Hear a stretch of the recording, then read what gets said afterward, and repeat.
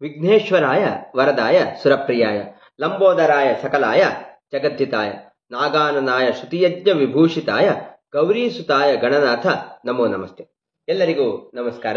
ಇಂದು ಗಣಪತಿಗೆ ಸಂಬಂಧಿಸಿದ ಮತ್ತೊಂದು ಕಥೆಯನ್ನು ನಿಮ್ಮೊಂದಿಗೆ ನಾನು ಹಂಚಿಕೊಳ್ಳಲು ಬಯಸುತ್ತಾ ಇದ್ದೇನೆ.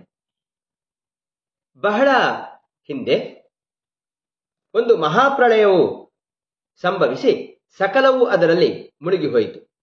ಆಗ ಗಜಾನನನು ಬ್ರಹ್ಮದೇವರನ್ನು ಕುರಿತು ಜಗತ್ತನ್ನು ಸೃಷ್ಟಿ ಮಾಡು ಎಂಬುದಾಗಿ ಆಜ್ಞಾಪಿಸಿದನು.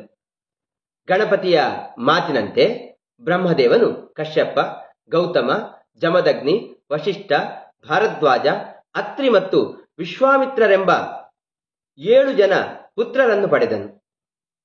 ಹಿರಿಯವನಾದ ಕಶ್ಯಪನಿಗೆ ಸೃಷ್ಟಿ ಕಾರ್ಯವನ್ನು ಮುಂದುವರಿಸು ಎಂಬುದಾಗಿ ಅಪ್ಪಣೆಯನ್ನು ಕೊಟ್ಟನು. ಅವನು ವನಕ್ಕೆ ಹೋಗಿ ಒಂದಕ್ಷರದ ಬೀಜ ಮಂತ್ರದಿಂದ ಅನೇಕ ವರ್ಷಗಳ ಕಾಲ ಗಣಪತಿಯನ್ನು ಕುರಿತಾಗಿ ತಪಸ್ಸನ್ನು ಮಾಡಿದನು. ವಿಘ್ನರಾಜನು ಪ್ರತ್ಯಕ್ಷನಾದನು. ಅವನ ಮನಸ್ಸಿನ ಅಭಿಲಾಷೆ ಏನು ಎಂಬುದನ್ನು ಕೇಳಿಕೊಂಡನು. ಆಗ ಕಶ್ಯಪನು ತಾನು ಕೈಗೊಳ್ಳುವ ಸೃಷ್ಟಿ ಕಾರ್ಯವು ನಿರ್ವಿಘ್ನವಾಗಿ ಮುಂದುವರಿಯಬೇಕು. ಮುಂದೆ ನಾನು ಸ್ಮರಿಸಿದಾಗ ಬಂದು ನೀನು ಕಾಣಿಸಿಕೊಳ್ಳಬೇಕು.